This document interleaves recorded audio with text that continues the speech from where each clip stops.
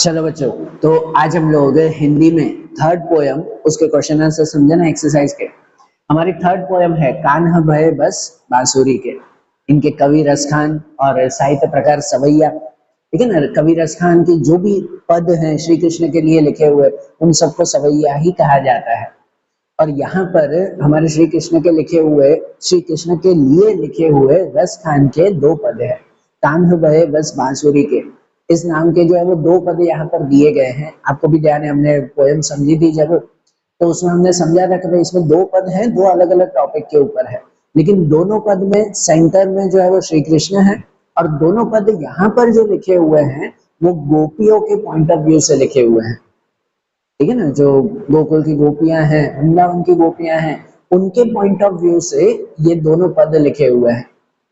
यहाँ पर जो पहला है उसमें सिंपल सा टॉपिक ये है कि भाई सभी गोपियां श्री कृष्ण की मुरली से, बांसुरी से नाराज है, कि उन्हें लगता है कि भाई ये बांसुरी जो है वो उनकी सौतन बन चुकी है, क्योंकि कृष्ण पूरा दिन बांसुरी की धुन में डूबे रहते हैं, उनसे तो कोई बात ही नहीं कर रहा है ना भाई। कृष्ण गोपियों से तो बात ही नहीं कर रहे हैं, वो कृष्ण सिर्फ अपनी बांसुरी में डूबे हुए हैं। गोपियों को पसंद भी है वो बांसुरी, ठीक है ना, वो मुरली की धुन जो है वो पसंद भी है, लेकिन वो चाहते हैं कि भाई कृष्ण सिर्फ मुरली में डूबे हुए हैं, इससे अच्छा हमसे भी बात करें। और इसीलिए नाराजगी में या प्यार से वो कहो, गोपियां कह रही है कि हम तो ये ब्रज छोड़कर ही चले जाएंगे, हम तो ये छोड़कर ही चले जाएंगे, यहाँ रहना ही नहीं है हमें, कि भाई कृष्ण जो है वो हमारे पे ध्यान ही नहीं दे रहे, वो तो सिर्फ अपनी बांसुरी में डूबे हुए हैं, तो यहाँ रहने का मतलब ही क्या है कि नहीं। पहला पद उसके बारे में था ना कि कान्हा भय बस बांसुरी के, तो कृष्ण तो सिर्फ बांसुरी के हो गए हैं, पहला इसके बारे में था। और दूसरा पद था उसके लिए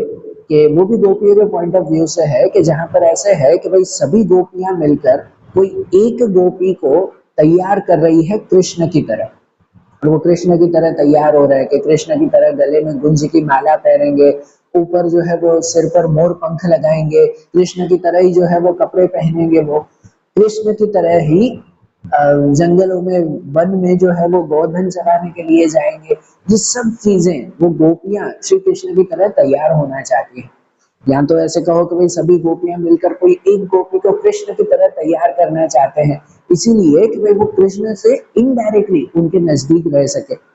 लेकिन आखिरी में जो दिया हुआ है ना उस पद में, कि भाई वो सब कुछ कृष्ण की तरह जो है वो खुद को तैयार करना चाहते हैं, स्वांग रचना चाहते हैं, लेकिन कृष्ण की मुरली को वो अपने पास रखना चाहते नहीं है, कृष्ण की मुरली को अपने होठों पर नहीं रखना चाहते हैं,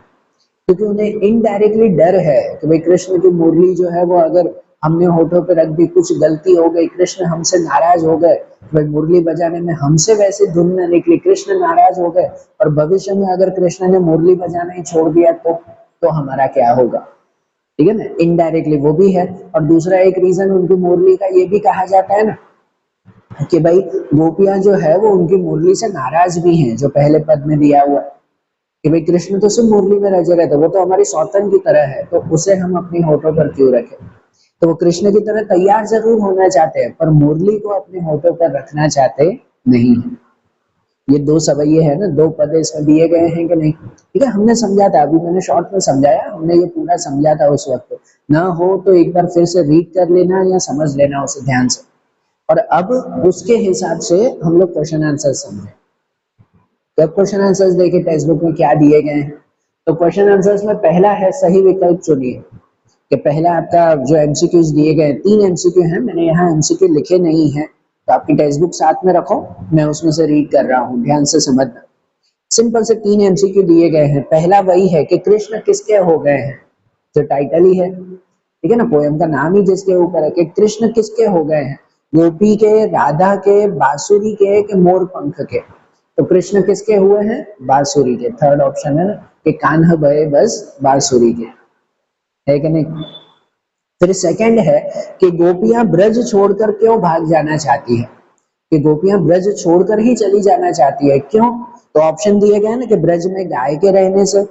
ब्रज में ग्वाल बाल के रहने से, कि ब्रज में ताप बढ़ने से मतलब गर्मी बढ़ने से, या फिर ब्रज में बांसुरी के रहने से। तो क्या ऑप्शन आएगा, फोर्थ ऑप्शन आएगा, ब्रज में बांसुरी के रहने से, कि भाई वृंदावन में इस ब्रज में जो है वो बांसुरी आ चुकी है, तो कृष्ण तो सिर्फ बांसुरी के हो चुके हैं, अब हमारा ध्यान कौन देगा, इसी वजह से गोपियां जो है वो ब्रज छोड़कर ही चली जाना चाहती है कि यहाँ तो अब बांसुरी रहेगी, अब हमारे रहने का क्या फायदा। और थर्ड एमसीक्यू दिया हुआ है कि गोपियां किसकी बनी माला पहनेंगी। भाई गोपियां जब जो है वो कृष्ण की तरह खुद को तैयार करेंगे तो वो किसकी तरह माला पहनेंगी या किसकी माला पहनेंगी, गुंज की, मोरपंख की, फूलों की या मोती की। तो किसकी, गुंज की आएगी, ठीक है ना, गुंज की माला पहनेगी वो। श्री कृष्ण जैसे गुंज की माला पहनते, गुंज के ना अलग अलग कलर के मोतियों की तरह आते हैं, फ्लावर्स आते हैं, मोती भी आते हैं, रेड, व्हाइट, क्या कहते हैं, येलो कलर के जो है वो मोती भी आते हैं उनके, ठीक है। तो वो गुंज की माला कृष्ण पहनते थे, लाल कलर के और सफेद कलर के गुंज की माला। तो गोपियां भी कह रहे कि हम भी उसकी तरह जो है वो गुंज की माला पहनेंगे। अरे बात ध्यान, ठीक है, नोट कर लेना है तीनों एमसीक्यू। फिर उसके बाद दूसरा क्वेश्चन हमारा एक एक वाक्य में उत्तर है, वन सेंटेंस वाले हैं। वन सेंटेंस वाले मैंने यहाँ क्वेश्चन और आंसर लिखे हुए हैं, शॉर्ट में आंसर लिखे हैं, और आप लोग उसे डिटेल में लिखना, मतलब पूरा सेंटेंस बना के लिखना है। तो वन सेंटेंस इन डिटेल इतना बड़ा नहीं लिखना है, पर पूरे सेंटेंस वाइज लिखना उसे, बराबर। और ध्यान से समझना, मेरी हैंडराइटिंग खराब होती जा रही है, आप लोग ध्यान से नोट करना और समझना बेटा। जैसे पहला दिया हुआ है कि कृष्ण को किसने मोह लिया है। कृष्ण को किसने मोह लिया है, कृष्ण है कि जो है वो सबको मोह लेते हैं। कृष्ण को किसने मोह लिया है, तो कृष्ण को मोह लिया है बांसुरी ने। जिस चैप्टर का नाम है कान्हा भय बस बांसुरी। कि कृष्ण को किसने मोह लिया है, तो कृष्ण को उनकी प्रिय बांसुरी ने मोह लिया है। कृष्ण को उनकी प्रिय बांसुरी ने मोह लिया है कि कृष्ण हर पल उसे अपने पास रखते हैं और उनके सुरों में डूबे रहते हैं। कि भाई कृष्ण जो है वो अपनी बांसुरी को हमेशा अपने पास रखते हैं और बांसुरी के सुरों में हमेशा डूबे रहते हैं। तो भाई कृष्ण को किसने मोह लिया है, तो उनकी प्रिय बांसुरी ने मोह लिया है, ठीक है, नोट करना, सिंपल सिंपल सेंटेंस है। सेकंड है जैसे कि गोपियां कृष्ण की मुरली को क्या समझती है। गोपियां जो है वो कृष्ण की मुरली को क्या समझती है, तो अपनी सौतन समझती है कि भाई ये तो हमारी सौतन है, कि कृष्ण हमारे साथ रहने चाहिए, वो हमारे साथ नहीं रह रहे हैं, सिर्फ बांसुरी के साथ रह रहे हैं, तो भाई बांसुरी हमारी सौतन की तरह है। तो गोपियां कृष्ण की मुरली को अपनी सौतन समझती है, कृष्ण की मुरली को अपनी सौतन समझती है। गोपियों को लगता है कि मुरली ने कान्हा को उनसे छीन लिया है। गोपियों को ऐसा लगता है कि भैया श्री कृष्ण की मुरली ने जो है वो कान्हा को, कृष्ण को उनसे छीन लिया है, तो मुरली की वजह से कृष्ण जो है वो गोपियों से दूर हो गए हैं, ऐसे होने लगता है। इसी वजह से वो उस मुरली को अपनी सौतन समझती है। या थर्ड कहो कि कृष्ण अपने सिर पर कौन सा मुकुट धारण करते हैं। कृष्ण जब तैयार होते हैं तो अपने सिर पर कौन सा मुकुट धारण करते हैं, तो मोर पंख से बना हुआ मुकुट। तो सुंदर मोर पंखों से सजा हुआ मुकुट कृष्ण अपने सिर पर धारण करते हैं, ठीक है ना। कौन सा मुकुट, तो सुंदर मोर पंखों से सजा हुआ।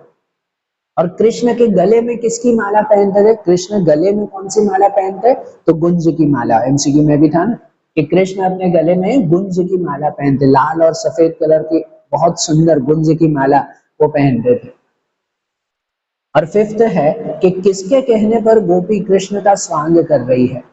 किसके कहने पर गोपियां जो है वो कृष्ण का स्वांग, स्वांग मतलब कि उनकी तरह तैयार हो रही है, किसके कहने पर, तो भाई अन्य गोपियों के कहने पर एक गोपी कृष्ण का स्वांग कर रही है। ये जो सवैया दिया हुआ है ना, आपका ये सेकंड जो सवैया दिया हुआ है टेक्स्ट बुक में, उसके बहुत सारे मीनिंग है। कभी जो है वो ऐसा लगता है कि सभी गोपियां, क्योंकि एक पर्टिकुलर जो है वो एक्सप्लेनेशन उसका नहीं है, सवैया बहुत सुंदर लिखा हुआ है, पर उसको हर तरह से देख सकते हैं। या तो सभी गोपियां खुद को जो है वो तैयार कर रही हैं कृष्ण की तरह कि कृष्ण हमें देखकर जो है वो खुश हो जाए, या तो फिर सभी गोपियां मिलकर कोई एक गोपी को तैयार कर रही है कि भाई उसे श्री कृष्ण की तरह तैयार करें और हम जो है वो अनुभव कर सके कि हाँ जैसे कृष्ण हमारे पास ही है। तो हर तरह से ये सवैया लिखा हुआ है, जो भी पॉइंट ऑफ व्यू से देखो। यहाँ क्वेश्चन है तो उसके हिसाब से कहें कि भाई किसके कहने पर गोपी कृष्ण का स्वांग कर रही है, तो कह सकते हैं कि अन्य गोपियों के कहने पर एक गोपी कृष्ण का स्वांग कर रही है। भाई बाकी सबके कहने पर कोई एक गोपी कृष्ण की तरह खुद को तैयार कर रही है, ताकि सभी मिलकर कृष्ण की लीलाओं का अभियन कर सके।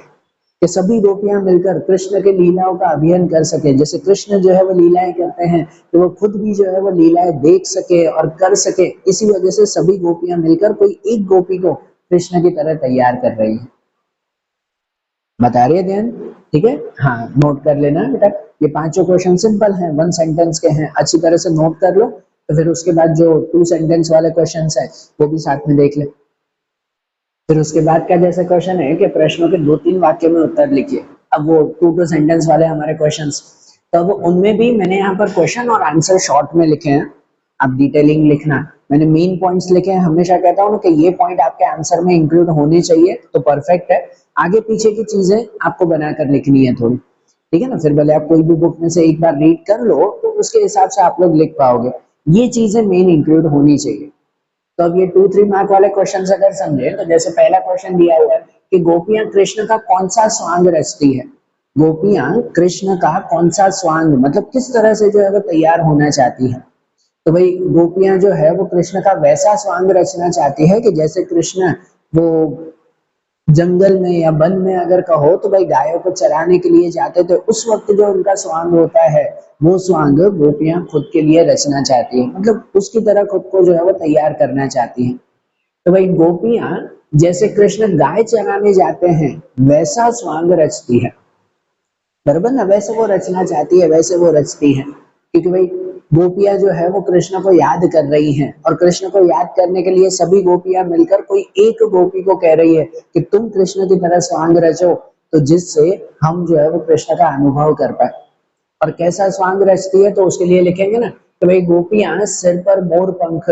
मैंने शॉर्ट में लिखे हैं ये वर्ड्स, आप भले इसका पूरा पूरा सेंटेंस बनाकर लिख सकते हो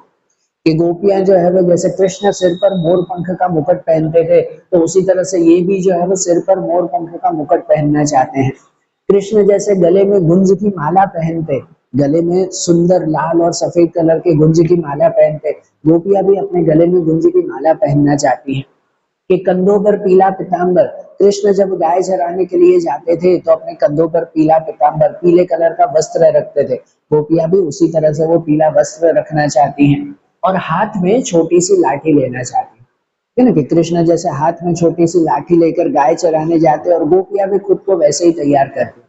कि कृष्ण जिस तरह से गाय चराने जाते थे और खुद तैयार होते थे, गोपियां भी खुद को उसी तरह से तैयार करना चाहती है और कृष्ण की अनुभूति को फील करना चाहती है, कृष्ण का अनुभव वो लेना चाहती है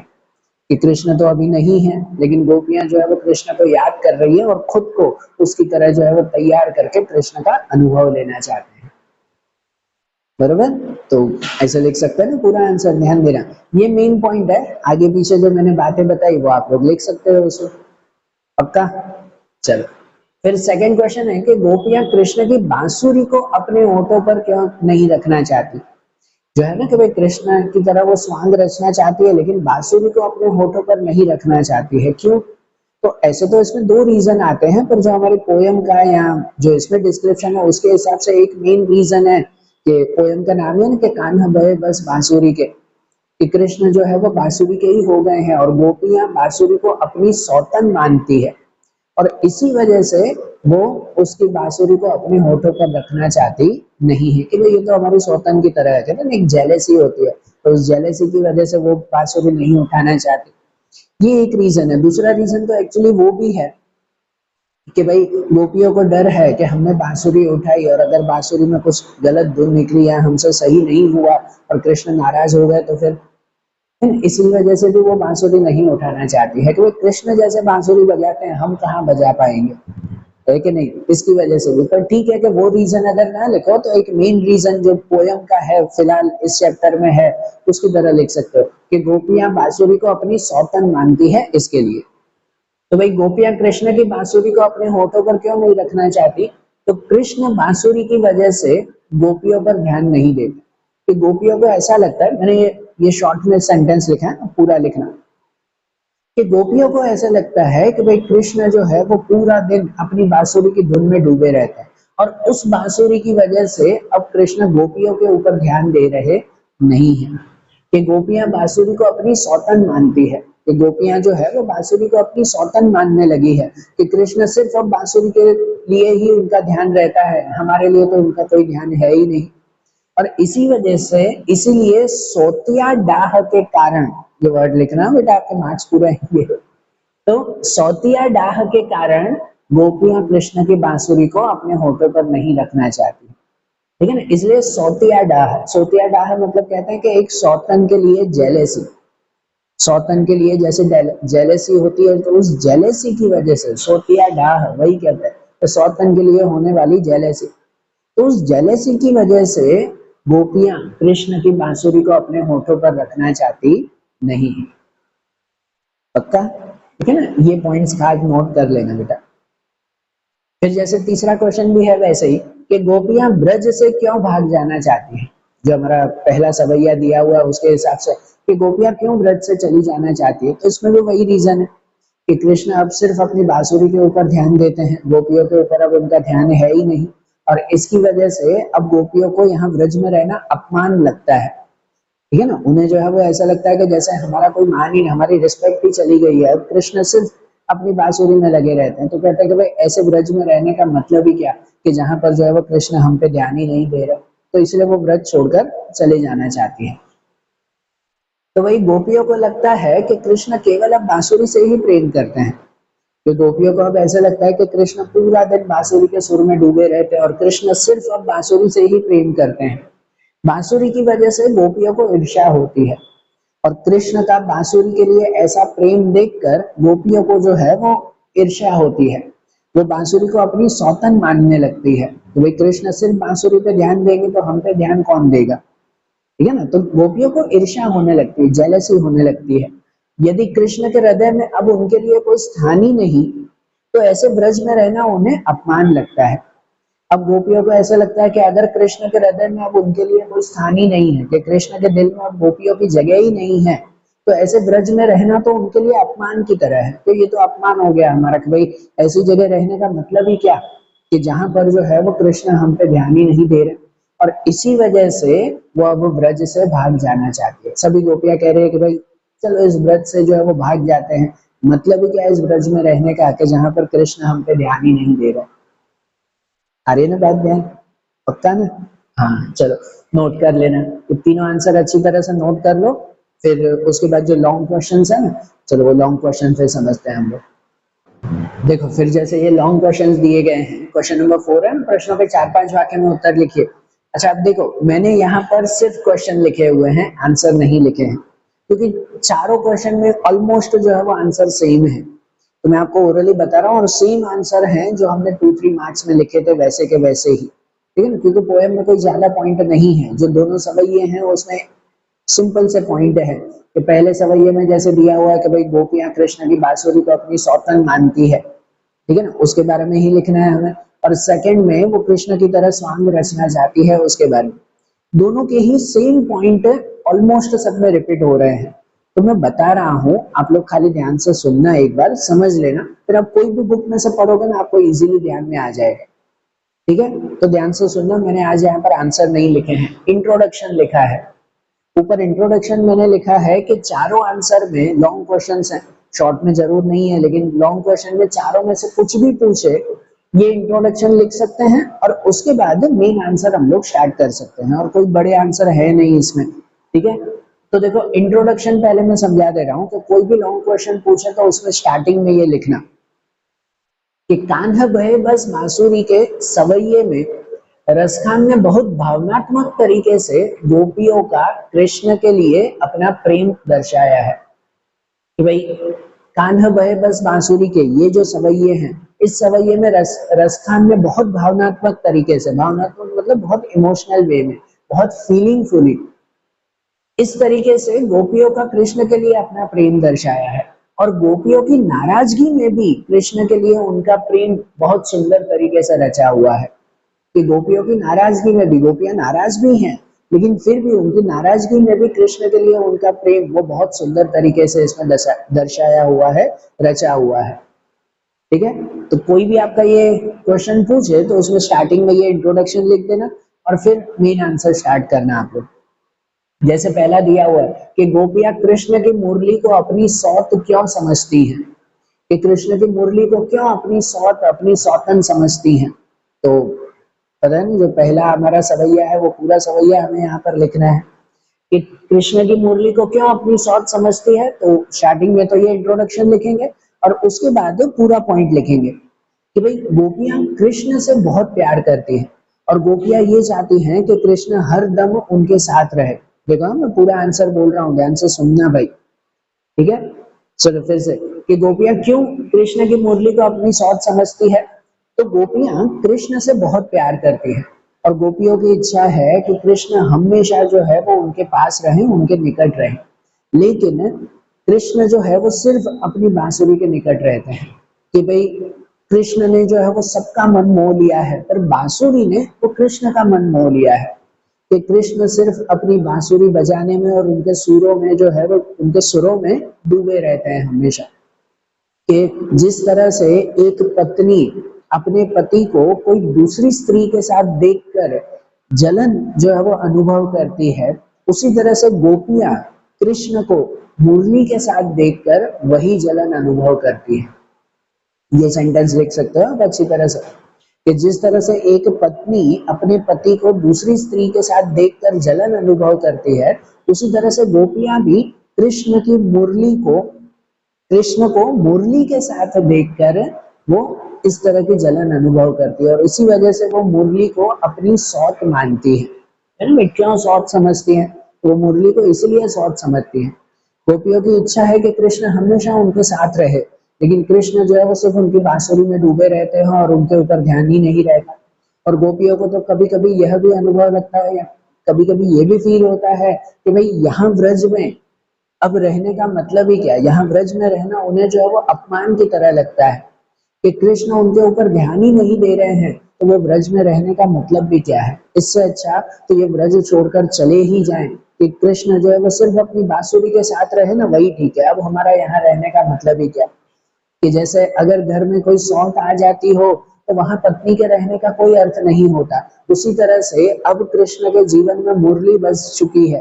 वो अपनी बांसुरी में खो चुके हैं, तो अब हमारा इस ब्रज में रहने का मतलब ही क्या। कि अब कृष्ण जो है वो अपनी सौत के मतलब गोपियां जो है वो कृष्ण की मुरली को सौत मानती हैं और कह रही हैं कि अब कृष्ण अपनी मुरली के साथ ही रहें और खुद जो है वो ब्रज छोड़कर ही चली जाना चाहती है।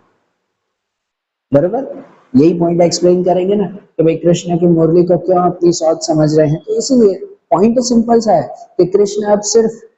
अपनी मुरली पर ही ध्यान दे रहे हैं और गोपियों पर ध्यान नहीं दे रहे हैं, और इसी वजह से गोपियों को अपमान लग रहा है कि अब हमारा यहाँ रहने का मतलब ही क्या कि जहाँ पर जो है वो कृष्ण हम पे ध्यान ही नहीं दे रहे। इसी वजह से वो उसे अपनी सौत मानते हैं। रहेगी बात ध्यान, पक्का। हाँ ध्यान से समझना, आप कोई भी बुक में से एक बार रीड करोगे ना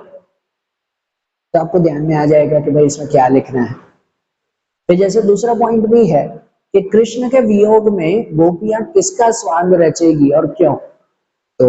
ये भी जो हमारा दूसरा सवैया है उसके अकॉर्डिंग कि कृष्ण के वियोग में, वियोग मतलब कि उनसे दूर होना, उनकी जुदाई के गम में वो वियोग कहते हैं कि कृष्ण के वियोग में गोपियां किसका स्वांग रचेगी, वो कैसे तैयार होना चाहती है और क्यों। तो भाई कृष्ण अब तो ब्रज में नहीं है, ये कृष्ण ब्रज से चले गए हैं और गोपियां ब्रज को जो है वो गोपियां कृष्ण को बहुत याद कर रही हैं।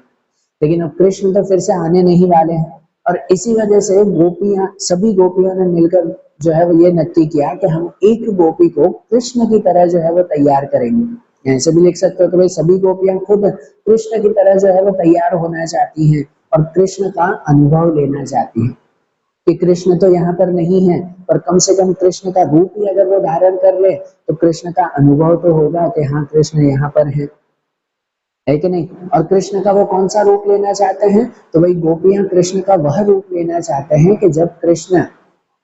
तैयार होकर गायों को चराने जाते हैं वह रूप। फिर अब वो पूरा रूप लिखेंगे जैसे हमने वो शॉर्ट आंसर में भी लिखा था ना, वैसे कि गोपियां कृष्ण की तरह ही खुद को जो है सजाना चाहती है, खुद का स्वांग रचना चाहती है कि जहां पर कृष्ण जिस तरह से सिर पर मोर पंख का मुकुट पहनते थे तो गोपियां भी सिर पर मोर पंख रखना चाहती है, वैसा मुकुट पहनना चाहती है। कृष्ण जिस तरह से जो है वो लाल सफेद गुंज की माला पहनते थे गले में, गोपियां भी उसी तरह से गुंज की माला पहनना चाहती है। कि कृष्ण जिस तरह से अपने कंधे पर पीला पीताम्बर रखते थे, गोपियां भी उसी तरह से पीला पीताम्बर रखकर और कृष्ण जैसे हाथ में लाठी लेकर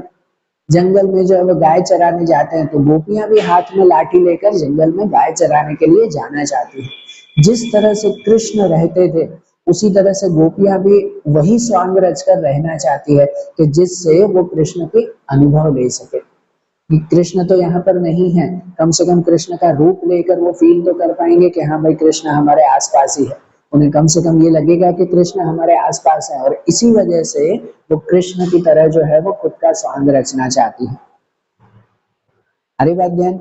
यही पॉइंट इसमें लिखेंगे ना, ऊपर इंट्रोडक्शन लिखेंगे और नीचे पूरा वही लिखेंगे कि कृष्ण अब यहाँ पर है नहीं, कृष्ण चले गए हैं और कृष्ण तो वापस आने नहीं वाले हैं। तो उनकी याद में गोपियां जो है वो कृष्ण की तरह तैयार होना चाहती हैं और कृष्ण का अनुभव लेना चाहती है। उन्हें ऐसा लगे कि कम से कम कृष्ण हमारे निकट ही है।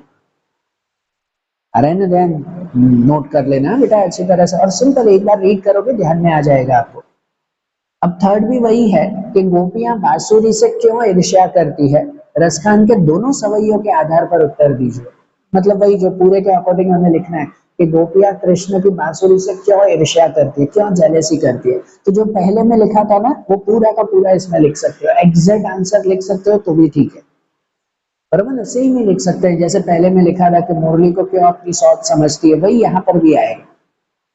बराबर। तो उसमें इंट्रोडक्शन लिखेंगे और फिर वही लिखेंगे ना कि भाई गोपियां जो है वो उनकी यह इच्छा है कि कृष्ण हमेशा उनके साथ रहे, उनके पास रहे, उनसे बातें करें।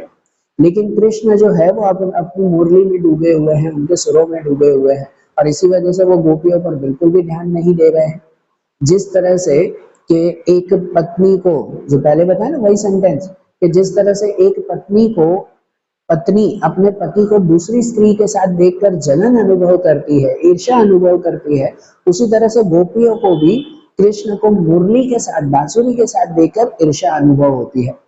क्योंकि उन्हें लगता है कि भाई कृष्ण जो है वो सिर्फ अपनी मुरली के साथ ही रहते हैं, वो मुरली से ईर्ष्या करते हैं कि भाई मुरली जो है वो हमेशा कृष्ण के पास रहती है, उनके हाथों में रहती है हमेशा, कि भाई वो गोपियां जो है वो कृष्ण के पास रहना चाहती है, उनके साथ रहना चाहती है, पर गोपियां नहीं रह पाती, से वो मुरली उनके साथ रह रही है। इसी वजह से गोपियां जो है वो कृष्ण की मुरली से ईर्ष्या करती है। अरे बात ध्यान, जो इसमें लिखा था वही सब पॉइंट इनमें भी लिख सकते हैं हम लोग, पक्का ना, ध्यान से समझना है बेटा, मैंने आज आंसर नहीं लिखे हैं तो ध्यान से समझना। फिर फोर्थ में है कि कृष्ण के स्वांग में गोपियों का वर्णन कीजिए। कृष्ण के स्वांग में गोपियों का वर्णन, जो ये सेकंड में लिखा था वही सब यहाँ पर आ जाएगा। एग्जैक्ट आंसर इसमें भी लिख सकते हैं कि भाई गोपियों का वर्णन करना है कि गोपियों ने कैसा स्वांग रचा है, तो इसमें भी वही लिख सकते हैं ना हम लोग कि भाई कृष्ण जो है वो अब ब्रज में नहीं है और गोपियां कृष्ण को बहुत याद कर रही है।